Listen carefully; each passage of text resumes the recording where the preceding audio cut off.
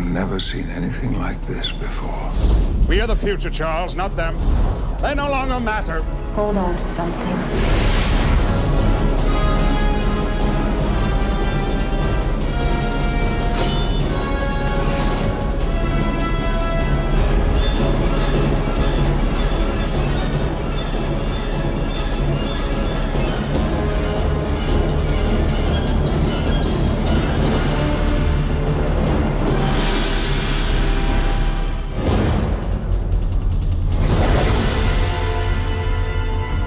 Hey, what it do, y'all? Welcome to Phantom Frequency, where we get into the entire multiverse of pop culture, if you will. Comic book movies, horror movies, anime, wrestling, anything and in between. We get into it around these parts. Click all the buttons below the video if you want to show some love and support to the channel. We appreciate all of y'all that have joined the community thus far, and we want to keep growing it and hit that 1,000 subscribers by the end of the year. But we got 1,000 different mutants to talk about today because we're going to be getting into our X-Men review series leading up to the release of Deadpool 3, aka Deadpool and Wolverine. Hugh Jackman is back from The Flash, from the past, from our childhoods everywhere for us elder millennials. He is back in action in the yellow spandex and all. So take that, Scott Summers. He's back, and we're going to be getting into the entire world of the X-Men films from this first one in 2000 all the way to the latest edition of New Mutants in 2019 or 2020. We're going to get into all the X-Men movies and all the spin-offs in between, some in release order, some in chronological order of the actual continuity, as messy as it is in the actual film series. But just so you know, we're going to save Deadpool 1 and 2 all the way into the end of this review series for each individual thing because we're doing reviews for all of them, but we're going to save the best for last.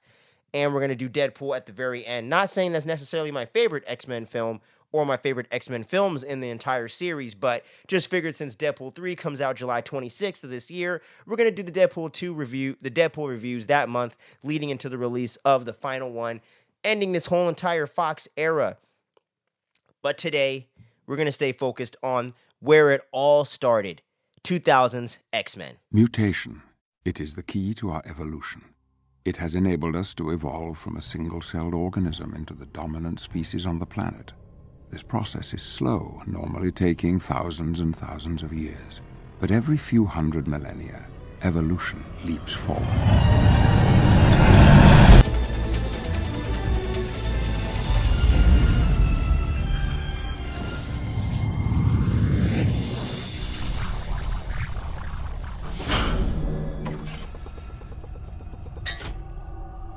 So, jumping into 2000's X-Men, this was directed by he who should not be named, I'm just playing, Bryan Singer, the disgraced director himself. It was also written by himself and a couple other cats, Tom DeSanto and David Hayter. We'll get more into the specifics of who got credit for what, but those are the guys credited for writing the film. It was released on July 14th, 2000. I did not see this movie in theaters, actually, to be honest with y'all.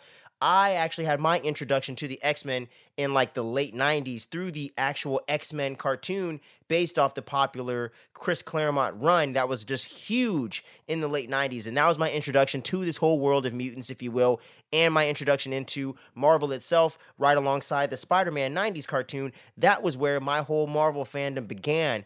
And this film was a huge part of that. My father actually bought this very VHS right here, man. The original X-Men VHS from 2000. My dad bought that back in the day, and he brought it home, and he showed it to me and said, hey, I know you're into these X-Men cartoons. Do you want to watch the one with the real people in it? And I was like, hell yes, let's do it, because I was very well aware of the live-action Batman films from the 80s and 90s, and I was watching those. Batman and Robin was my shit at the time. Don't judge me. I was 4 or 5 years old, but that was my jam at the time.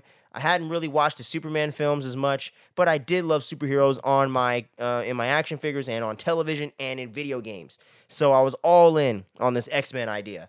And when the film opened up with the whole Auschwitz scene, my whole introduction into the Holocaust as well, which was a whole nother can of worms I opened up at a later age. But that was my whole introduction to this world of X-Men right there in live action form, and getting the real sense of the darkness of the X-Men was with that whole introductory scene and with this film, man.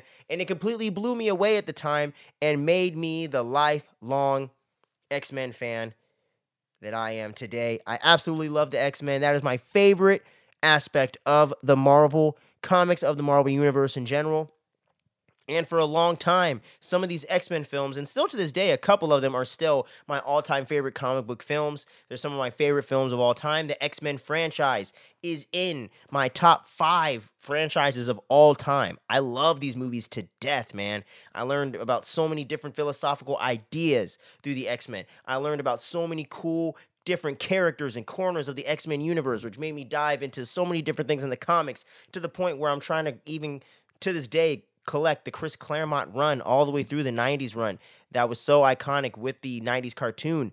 But everything about this film just completely blew me away. Hugh Jackman's portrayal as Wolverine just completely made me a fan of him for the rest of my life, and just totally got me into the Wolverine character even more. And just the whole charisma and badass energy that he brought to the role, even before he got super jacked, to me was just so awesome. And Hugh Jackman is such an incredible actor, so he was able to inhibit the character of Wolverine, aka Logan, in such a great and realistic and just palpable way. And I just loved every second of it, man. And getting to see the great Sir Patrick Stewart for the first time as Professor X, as Charles Xavier. He did such a phenomenal job at inhabiting the role, as we all know. That's another piece of perfect comic book casting. Ian McKellen is Eric Lyncher, a.k.a. Magneto, also another piece of great casting. And with him being an activist, that totally made sense and just really showed in his performance and everything that came there. But fell in love with Halle Berry, and that also started my interest into Storm as a character beyond the cartoon as well, because I loved her in the cartoon. I also loved Halle Berry and getting to see what she did with it. And although we can all admit now in the live action sense that they never necessarily gave her a full-on arc or enough to really dig in as an actress and really give this character all the three-dimensional sides to the character that are definitely there in the comics, but we got a lot of potential for that in the future. So, and I think Halle Berry still did an admirable job throughout this first initial trilogy at playing Aurora Monroe, and she actually did do more of the Kenyan accent in this first film, so I do appreciate her for at least doing that and kind of keeping the authenticity of the character. It's a shame they went away from that in the sequels, but hey, what are you going to do about it? And then getting introduced to Anna Paquin is Rogue. That was another big part of that, between that and the animated series, that really created my fandom for the character of Rogue. Still one of my favorite X-Men. Still one of my favorite X-Men members. Still one of my favorite Marvel superhero fictional characters. So definitely way up there for me, man. And just the whole world of the mutants and the whole thing going on with the different abilities they had through their own genes and through this genetic code of evolution and them becoming the next step in the evolution, to me was just such a fascinating idea. And the way that they leaned so hard into the sci-fi elements of it, to me, was just really cool. And it just opened up my imagination as a kid and really just showed me the possibilities of what they could do with comic book movies and with superheroes on the big screen. And even though Blade was kind of the first initial step into getting actual serious comic book movies made, X-Men was also a big step in getting some of the more comic booky, more fantastical elements still to be a part of what was going on without going too silly like Batman and Robin back in 97. So this was a big step in the right direction and was a huge pivotal piece of why we get comic book movies as still one of the dominant subgenres in blockbuster filmmaking today, and why we got the MCU, why we got the DCEU, even though it was a bit of a failed experiment, why we got this whole entire era and this whole entire I would say renaissance of comic book movies is a bit, not all, but it's a big, huge thanks to the X-Men movie for being so damn successful in the early 2000s, and for this whole trilogy for being financially successful the entire time. And while we hit some creative speed bumps along the way throughout these 20-some years of these movies existing and throughout the whole 13-film run, it still was a hell of a fun fucking ride getting into it with this original film. And I loved this movie to death growing up. I always did. And as the comic book movie genre evolved, as my taste evolved as a film fan, getting more into horror, more into thrillers, more into dramas, and just different directors, Fincher, Tarantino, Nolan, you have it. Getting into these different films, seeing The Dark Knight, seeing the whole entire opposite drama, real world spectrum, and then getting to see the full comic bookiness of the Amazing Spider-Man and of the Tobey Maguire Spider-Man films with Spider-Man 1, 2, and 3. And the MCU as we know it, all the way leading up in Phase 1, from Iron Man to the Avengers. Getting to see all these different corners of the world, man, was all started right here with the original X-Men film, and I always have loved these films to death, man. And I just have a lot of fun with them. They definitely have their faults. This one's no different, but I think it has its dated elements as well, but this is still a kick-ass superhero movie, still a kick-ass comic book film. And the way that Bryan Singer and co. were able to bring the philosophical ideas of the comics across and be able to ground this in a more sci-fi drama way without sacrificing the spirit of the characters and without making it unentertaining and still having some cool action scenes in there, still being able to mix in some spectacle, and at the time seemed a little bit more mind-blowing than it is now. A lot of the CGI is a bit dated, some of those effects, and I would just say the overall end fight isn't quite as badass as it seemed at the time, but I still got a lot of nostalgia for it, as I'm sure a lot of you in your mid-20s into your late 30s that all grew up with these films and grew up with those 80s and 90s comics. I think all of us were just swept up in the fun and swept up in the awesomeness that was this original X-Men film. So I've always going to have a lot of love for it. Just the overall casting, writing, and directing was so strong with this first one. I do think there's definitely some stumbling and some speed bumps that we'll get into more in my kind of review section, but kind of getting into just my overall fandom with this movie, my overall legacy with it. It's one of the most important movies to me as just a film fan, really informed me into really becoming a full-on comic book movie fan between this and Tobey Maguire and Sam Raimi's Spider-Man in 2002, 2 years later, with these two like 1-2 punches right there, and then Blade when I got a little bit older, getting into Blade 2 and X-Men 2 and Spider-Man 2 between 2004 and 2006. That was just a huge pivotal time for me as a film fan, as a comic book movie as a comic book fan and everything like that. It just really got me into the world of Marvel and wanting to explore all of that stuff. So this is a hugely important film series for me, man. And the X-Men movie from 2000, the original, is no different. And that is for damn sure. So as we segue into this next section, we're going to kind of get into some, if you don't know, now you know.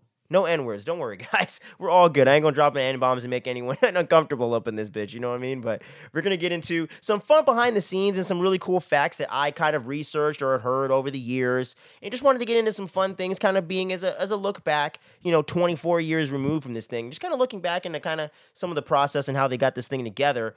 And Bryan Singer and most of the cast, for that matter, we're not superhero or comic book fans. None of them read the X-Men comics, really. I think Anna Paquin might have been the only one due to her being like a teenager at the time. I think she grew up with the 90s cartoon like a lot of us did, and she had read some comics and things like that. So she was a little bit more aware of some of the fandom and some of the more nerdiness kind of going into it. But Hugh Jackman, Patrick Stewart, Ian McKellen, Famke Jensen, Halle Berry, you name it. The rest of the cast and most of the crew weren't superhero fans. The only people really working behind the scenes that were fans of this was one of the writers, actually, David Hayter, who was actually Bryan Singer's assistant prior to this movie and ended up getting himself some screenwriting credits and whatnot, and we'll get into that in just a moment. But he was one of the few true blue X-Men comic book fans that was working on this film. Another person that became a fan through working on this film as an executive producer and is the guru that we know today, the MCU head himself, Kevin Feige, was an executive producer on this. For those that don't know, maybe some of you younger fans that didn't realize, he worked on this and a lot of other early 2000s and mid-2000s Marvel films that really got him primed and ready to take on Marvel Studios in the late 2000s with Iron Man in 2008. So this was a big pivotal piece of what really made him into the Marvel Comics fan that he is today. Because he didn't read comics or anything growing up, but he was aware of the X-Men. He was aware of these things. He liked superhero films like the Donner Superman stuff and the Tim Burton Batman movies and whatever else that came out, But this, working on X-Men, he went and dived into the comics, and that's what really made him a true blue fan of these Marvel comics. So that goes to show the power of what Stan Lee and what Stan Lee and Jack Kirby wrote and illustrated and created together back in the day in 1963, in the summer of 63, when they created the Uncanny X-Men. And all of that still rang true 30-some years later. And they actually had the film rights to this going around and making the rounds in Hollywood during the early to mid-'80s. Back when Marvel Comics was starting to get a little bit of a decline, but they weren't completely in that 90s bankrupt era quite yet. They started trying to get film adaptations made, and I remember hearing about this before. Stan Lee was very, very keen on getting Spider-Man, the Incredible Hulk, Thor, and and X-Men and all these different characters that him, Jack Kirby and all these different people, Steve Ditko and all these guys that illustrated and created, he wanted to start getting this stuff into live action format. He even did this as early as the 70s with some of the tie-ins and crossovers with the Incredible Hulk and Thor on the Incredible Hulk series with Bill Bixby and whatnot. He's always been trying to get this stuff. He got the Japanese Spider-Man cartoon live action show back in the 80s or 70s that they actually brought back around into the Spider-Verse movies here in the late 2010s, early 2020s. So just to see all the way that Stan Lee was trying to be ahead of the curve and be ahead of the game and get these superhero things out there, especially after the Donner movie took off in 76, I believe. Stan Lee was all in and trying to get this going, but it took a while because a few of the different companies like Orion had the interest in it and had the rights, but then they sold it off to Carol Co., I believe, and that company had made this movie called like Cutthroat Island or something like that, if I remember correctly, and that movie completely bombed in the box office. They went broke, so then the film rights to Marvel stuff just completely was up in the air. They did the Dolph Lundgren Punisher film, and some other stuff in the late 80s, but none of that stuff really took off and nothing was really successful, so it took a while before they got the wheels rolling. And it also was about to happen in like 91, 92, right after Terminator 2 took off. James Cameron had his eyes on Marvel properties and things like that since they were trying to get things out back in the zeitgeist, and he actually had his eyes on Spider-Man at the time. There's a lot of rumors that DiCaprio could have been Peter Parker and whatnot. There's things about like apparently, webbing getting in his jizz and whatnot. There was all these weird things that Cameron wanted to do and make it a darker film, but none of that came to be, and he ended up working on Titanic, as we all know, and blew up the box office all the way through the late 90s and had a giant-ass 2-tape fucking collection that everyone's mom and girlfriend had back in the 90s. If you know, you know, and if you don't know, now you know. But, yeah, so this all was going on, and finally, Richard Donner himself, the creator of the Superman films, the creator of the Lethal Weapon series, one of the most prolific producers and directors in Hollywood, his wife, Laura Schuler Donner, finally got her hands on the rights of the X-Men in 1994. That's right, the year this guy was born. Unfortunately, yes, I am turning 30 this year, so we're all getting old here. But 30 years ago, Laura Schuler Donner got her hands on the rights to the X-Men, and obviously she's been and has been and is still known as one of the most prolific producers in Hollywood. So this was a very, very big get for them at the time. And she ended up, shopping it around and trying to find the right team and creatives to get into this thing. And she ended up getting on to Tom DeSanto, who was actually a fan and who was also a fan of the comics as well, and was actually the one that ended up convincing Bryan Singer to take on this project in 95, 96, right after he just had a huge hit with The Usual Suspects. And like I mentioned earlier, Bryan Singer wasn't a fan of the material per se, but some of the more dramatic and philosophical elements that Stan Lee wrote into the comics and some of those themes that rang true in the comics really spoke to him and got him convinced to take on the project. So they hired him on around 95, 96. And as you know, took a few more years before the film came together. And there was a few different writers that came onto this thing, including David Hayter, who was, like I said, Singer's assistant at the time that got promoted to do some writing duties and ended up getting sole screenplay credit for the film by the time it came out. And then Bryan Singer and Tom DeSanto ended up getting the story by credits in the film as well. But something that some of y'all didn't know, and I didn't know until I did this research, and a lot of people didn't probably know this, of course, Christopher McQuarrie, who's famous for doing the current Mission Impossible movies and some other things throughout his career, he actually was one of the main writers that came on to do touch-ups on the original script that Tom DeSanto wrote and everything like that. And there was another one, I forgot, let me see if I got his name written down here. Oh, man, I think I forgot to write down the gentleman's name. But it was the writer of the first Men in Black film and Bill and Ted's Excellent Adventure. That gentleman also came on to do some touch-ups on the script as well, even though it seems to be rumored that Christopher McQuarrie actually wrote the majority of the stuff that we have came to see in the actual film itself that we saw in 2000 in the theatrical version.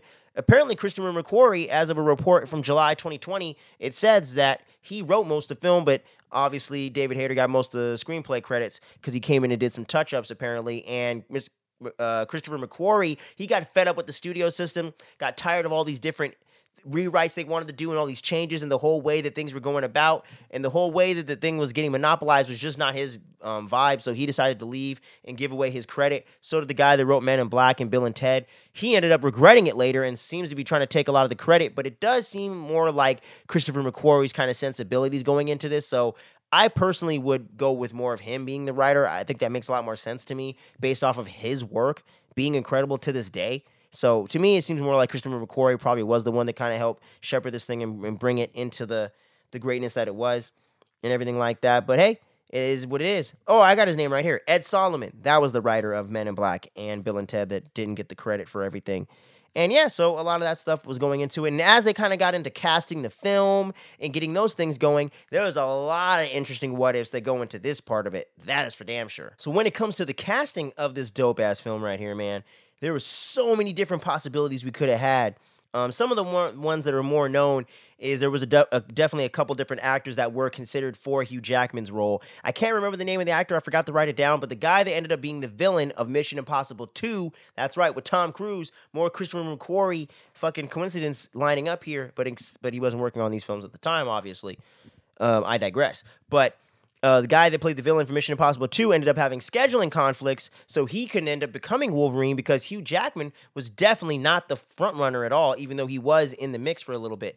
And it all came to be because his boy, Russell Crowe, who had just gotten popular from doing films like L.A. Confidential, and he also did Quick and the Dead in like 95, 96 with Sam Raimi, I believe. So he was kind of a actor that was up and coming, an Australian actor on the rise. And Hugh Jackman was just a stage actor at the time, not known for any big acting parts whatsoever. And Russell Crowe was the one that actually turned down the role and was offered the role of Logan, but he ended up suggesting his boy, Hugh Jackman, to get the part. He read for it. They liked him, but they still wanted to get a little bit more star power in there, and they even considered getting Viggo Mortensen at one time in there. That's right. Aragon himself, y'all, almost became Logan, and then none of that stuff fell through, so then Hugh Jackman got the chance to step up to the plate, and as we know, absolutely fucking killed it and is Logan for now and for the foreseeable future, unless the MCU really kills it on this casting choice for their version. Another crazy ass what if for the casting was for the character of Storm, aka Aurora Monroe.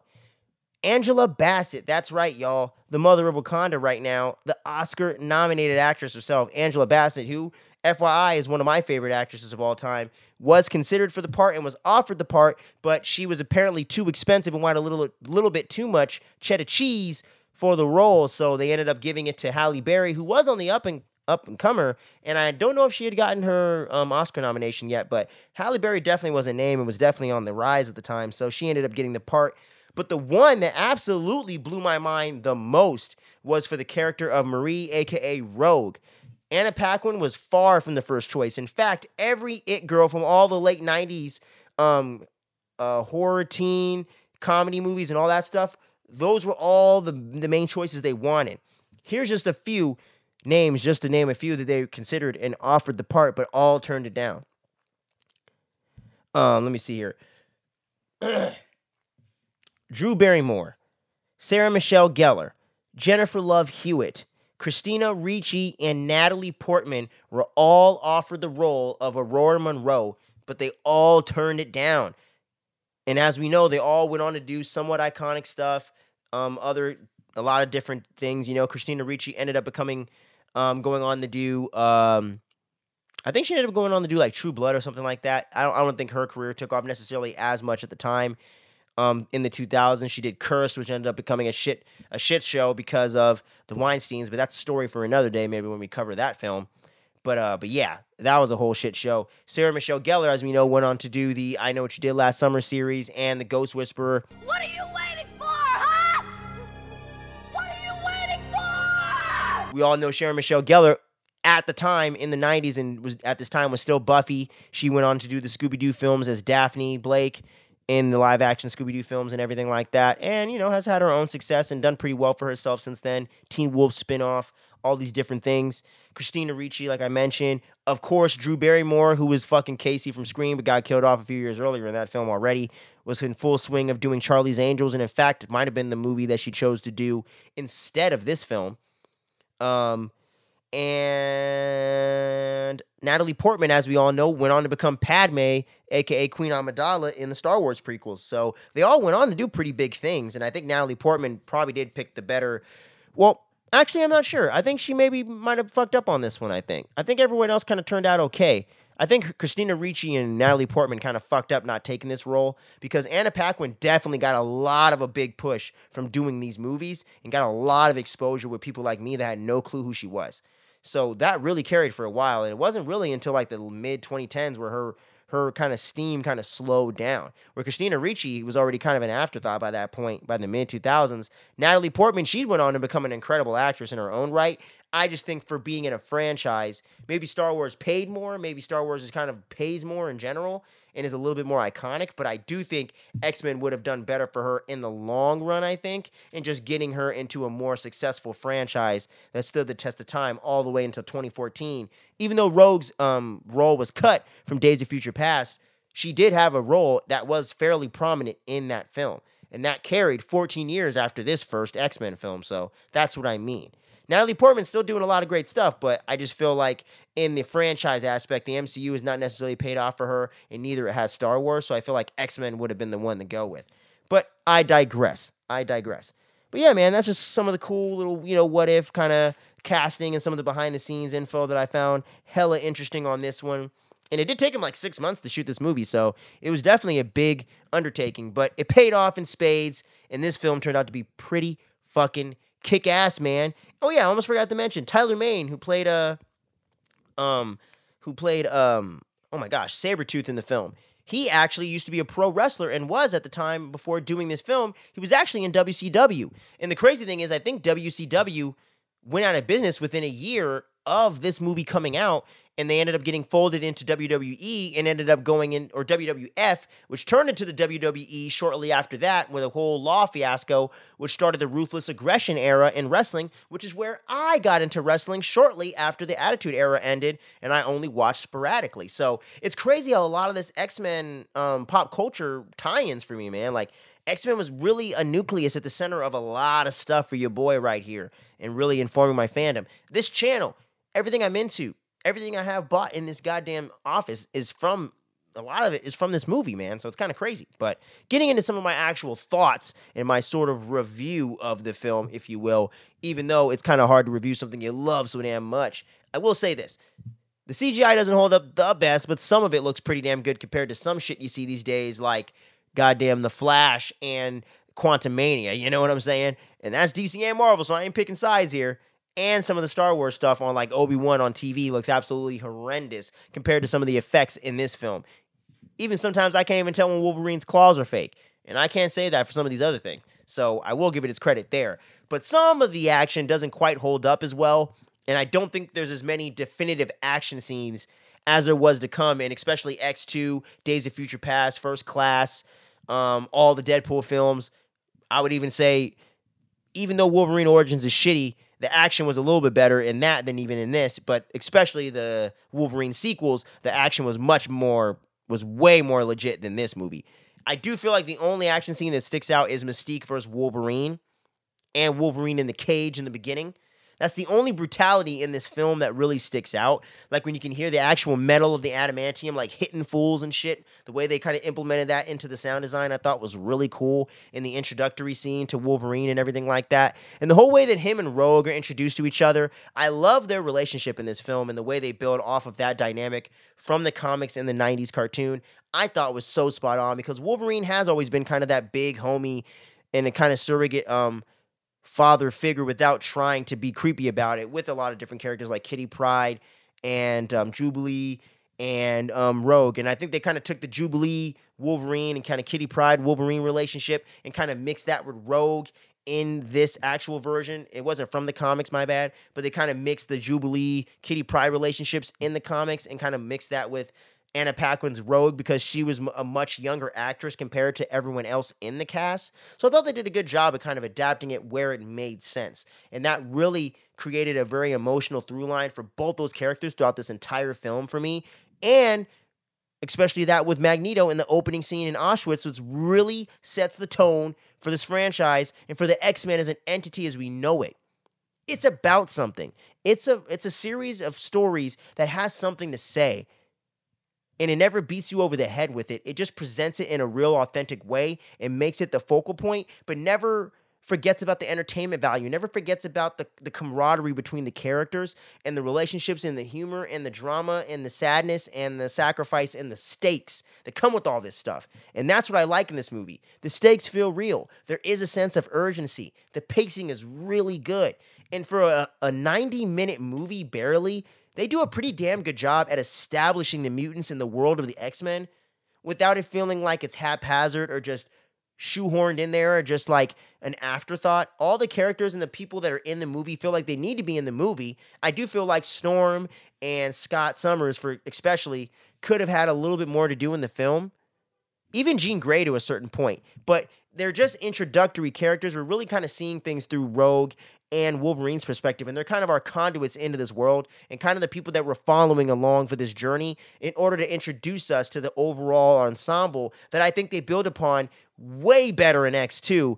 And even X-Men 3, The Last Stand, I still think holds on to some of the dynamic and camaraderie and character building in the actual story arcs that play in these first two films. I think still has somewhat of a payoff in 3, just not entirely for everybody in quite the best way possible. But I do think they really set the tone in this first film, and they did it in such a great way that it carries 20-some years later, and I'm able to discuss it in such a vivid way with you guys. So that, to me, is a really big plus for this movie, man. And, yeah, so like I said, the casting is incredible. The sound design's dope. I really like the score, and the cinematography for this film is really cool. I like all the blues and silvers and just the overall, like, atmospheric nature that Bryan Singer brought to this film. I really dug the visual aesthetic to these early 2000 X-Men films, and I still love it to this day, and it's such a cool, like, vibe, you know? Like, I feel like if I was a filmmaker, I probably would have borrowed a lot from that, because it's just really cool, you know?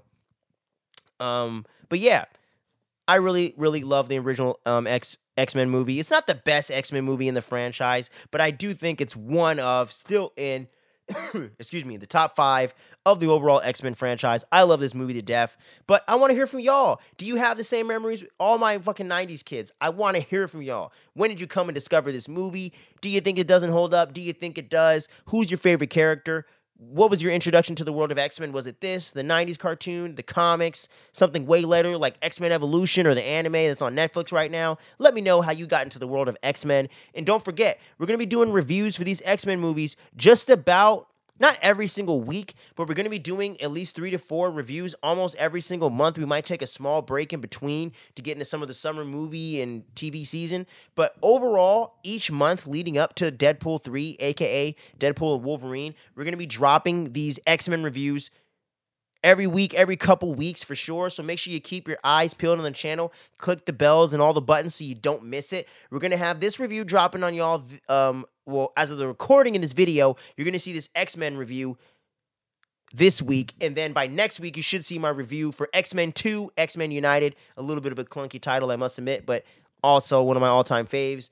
And then shortly after that, we're going to do X-Men The Last Stand. And then I'm going to give myself a little bit of a breather and prep myself for the shittiness that is Origins Wolverine, and then we're going to get into the rest of the series from there. But thank you so much for sticking to the end of this video. If you did, let me know if you kind of liked a little bit more of the segmented format we went for on this one. Wanted to put a little bit more flair. Really wanted to go all out from one of my favorite film franchises of all time, and that is this, the X-Men franchise itself, y'all. So until next time, make sure you stay tuned. Don't sleep. Catch you on the next one. Peace.